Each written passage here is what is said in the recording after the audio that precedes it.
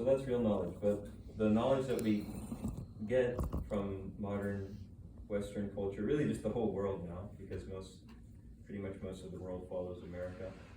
The knowledge of modern culture is all based on ignorance. The idea is that you are just a body.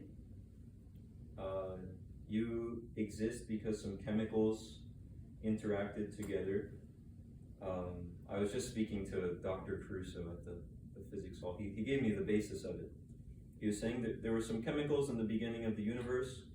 They mixed together, and over time that turned into a cell, and over time some fish, other animals, and now human beings. So you're just chemicals, and sooner or later, your body will die, and then everything is finished. So in between now, as you're some chemicals here now and able to do things, and then till the time that you die, just try to enjoy your body as much as you can. Enjoy your senses, like this. So it's based on ignorance because there's no idea that actually, one, we're not the body. Yeah, we have to die sooner or later. But if we understand Bhagavad Gita, or the first ABCs of Vedic knowledge, it explains Aham Brahmasmi. I'm not the body, but I'm spirit. I'm soul. So what is spirit? It's eternal, full of bliss, full of knowledge. That's who we actually are, and that doesn't die. Krishna says, never was there a time when you came into being, nor is there a time where you will not exist. So we're actually eternal. So Vedic culture is based on this. This is like the ABCs of it. So everything is geared towards how can I make a better situation for myself in the future. It's like that's why everyone goes to school, right? Okay, who wants to say why they're going to school today? I'm just going to ask every time. Okay. Why are you going to school?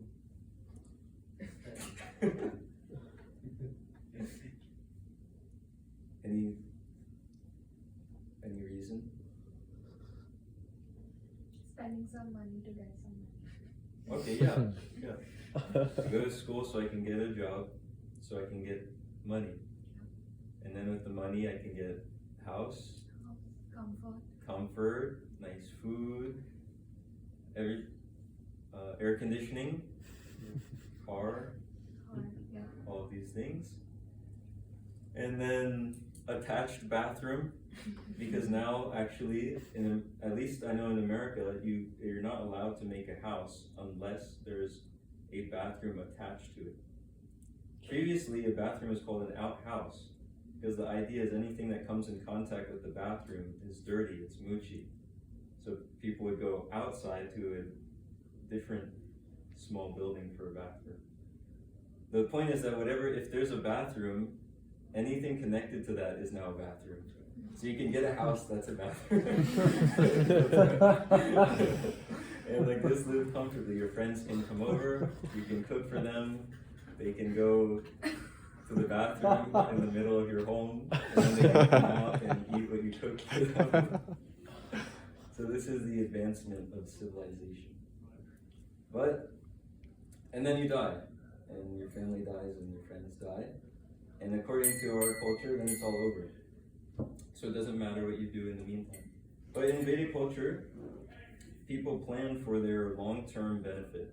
So not just in a few years, how can I enjoy more, be more comfortable, but in my next lifetime, how can I have a better situation? So for that reason, people usually woke up early and then engaged in spiritual practice, sadhana, chanting the names of Krishna, doing some puja, things like this. So that's what a real civilization looks like, and that's the purpose of our life, because we're not these bodies, we're an eternal soul. And what is the soul? It's, what's that verse with Ar Sarva Bhritya? Akila Ishvara Krishna, Ar Sarva Bhritya. Ar Sarva Bhritya. That Krishna is the supreme controller, and all other living entities are his servants. So it's our natural position to serve him. So as an eternal soul, if we engage all of our focus and our energy on how can I best serve the Supreme, Bhagavan, and know my relationship with him, that's the perfection of our life. That keeps us going up to a better position after this life. Whereas if we live just for this body, make the body comfortable today or tomorrow, the animals also do that. They have a home, they have a nest, it has air conditioning, the wind goes through it. They have a mate, food, nice place to sleep. So if we just live for the animal propensities of life, then in the next lifetime we become animals. So Krishna is speaking this Bhagavad Gita, and he's showing us how we can not become animals in our next lifetime.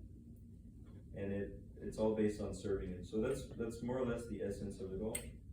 If we engage in service to Krishna, everything works out. Do you guys have any comments or questions?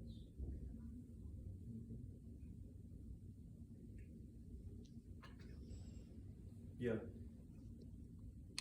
A lot of people think that this is a world to enjoy the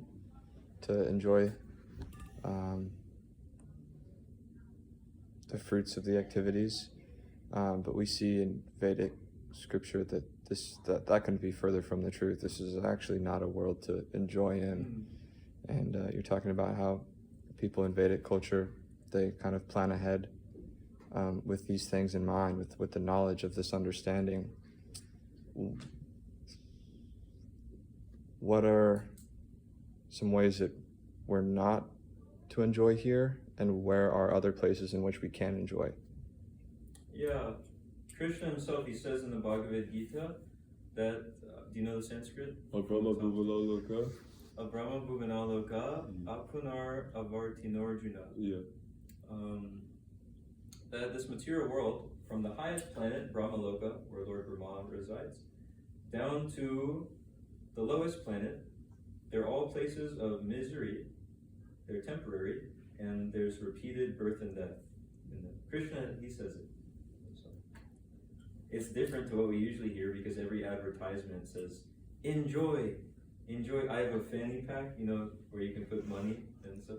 And on the side it says, enjoy your life. So no matter what you buy, even if it's just a little bag, it tells you this idea that you're going to enjoy, you're the enjoyer. But Krishna, who makes this world, he himself says it's not a place of enjoyment. He says it's miserable. What's the word he uses? Dukalayam Shashvatam. Dukalayam Shashvatam. It's miserable. And then, okay, what are the miseries? We have to be born, which hurts, because of course for the mother that hurts, but for you too, in the womb, you're like this for like months. Imagine, if you had to sit like this just in the chair for like 5 minutes, can't do it. But you're like that for months. And then birth, Janma, Mrityu, Jara, Vyadi, there's birth, death, old age. Old age is crazy. It's really crazy. Yeah, I'm reading about it in Srimad Bhagavatam. You have no idea. It's like, man, I'm not looking forward to it. It's really like something else. But anyway, so birth, death, old age, and then disease. We don't want to get diseases. We don't want to get old. Still we have to. We don't want to die. Still we have to. So those are the miseries. But even if we say, well, those are there, but it's not so bad. I got Netflix. I got my friends. I got comfortable way to live. It's not so bad. I can live here. I can make it a nice sort of arrangement. I can enjoy. But no, Krishna says ashashvatam. It's temporary. Even if you make the nicest arrangement, nicest house, nicest friends, nicest food, still you're kicked out. No, you can't hang on to it. Whether it's 50 years, 60 years, 20 years, however long, at some point you're kicked out. So, if we're just a little bit sober, we can see that this place really isn't our home. It's not a place for enjoying. But the real enjoyment comes from our relationship with Krishna. So, when we engage in serving him, then we actually feel satisfied. He's described as the self of the self. Everything is coming from him. So just like if my hand serves the body, naturally the hand is benefited. So if we serve our real self, Bhagavan, then because we're his part and parcel, just like the hand or a cell. If we serve him, then we're also satisfied. So, by actually engaging in his service, we can become happy. We can go to the spiritual world where things are eternal, blissful. There's no more problems. Okay, anything else? Are you?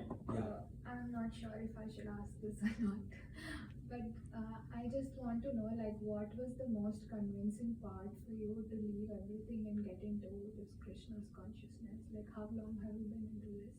So I've been reading Gita since 3 months. Mhm. I'm in 16th chapter now, 15th Oh, nice. or 16th. I'm actually confused. Yeah. What part's What confusing? was the most? No. I was just curious. Like, what was the most convincing thing for you all to, pause everything and? Yeah, most convincing thing. Well, I guess one thing for me is I did notice that I'm gonna have to die at some point, and that when that happens, actually my life isn't over. It's because we're actually eternal. So what's gonna happen after that? Where are we going? How can I make sure it's some good arrangement? So I was thinking about that, and I was thinking, wherever it is, I definitely don't want to come back here. So, because imagine, okay, even if, I'm sure you've all suffered in some way. Okay. But even if you didn't, imagine just one thing I know that you're suffering from is school. Isn't it horrible? I mean, I graduated a few years ago. I still have nightmares, and the nightmare is just that I'm in school. That's it. And I wake up and I'm like, oh my god, I can't believe it. I can't believe I have to go to school. I'm literally like complete nightmares, and I wake up like, oh god. And I think, oh my god, I graduated? Like, wait, do I have to go to school in a month or a week? Or I don't have to go to school the rest of my life? Oh, okay. Krishna. That's suffering, I mean, really. So I was thinking that it was around the end of college, and I was about to graduate, and I was thinking, wow, this has been really degrading. That was my experience. I finished my last exam, and I was walking back to my apartment, and I was just reflecting on school, and I thought, this experience has been really degrading.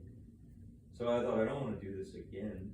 Imagine you die after working so hard, trying to like maintain your family or just be comfortable or have a good life or whatever, working hard to enjoy two chapatis, whatever it is. And then you're born again, and you're thinking, what the heck, I'm back here again, and they're saying, oh, and then they send you they start feeding you stuff, and you're thinking, man, I don't want to be here, but they're feeding you things, and then it's like, you can't even, if you're itching, you can't even turn around it. But anyways, after all of that, you have to go to school again, from preschool to first grade to middle school, all those embarrassing things, do those again, then college, study again. So, and that's if you make it alive, a lot of babies are killed now, like by the millions. I think like 5 million a year or something. They're in the womb, and then they just kill them because it gets in the way of enjoying my life. So the mom just kills it. So that's if you make it out of the womb, hopefully. And then that's if you make it through school, because even in elementary school, they're shooting each other now. The kids or a crazy person comes in. So if you don't get shot in school or killed in the womb or whatever, you have to go to school. So I was thinking, I don't want to do that again. And the only place I heard of anything about the soul, reincarnation, what is the purpose of life, all this, was from Srila Prabhupada's books, this Krishna consciousness movement. I don't see anyone else speaking about these things. So I thought, well, let me be around them, try to figure out how to do this. And then I tried it, started chanting Hare Krishna, and I was like, this is amazing. So that was the main deciding factor for me. But also, it's in this Shastra, it explains Ramite Bhumite Kona Bhagyavan Jeev Guru Krishna Prasade Pai Bhakti Lata Beach.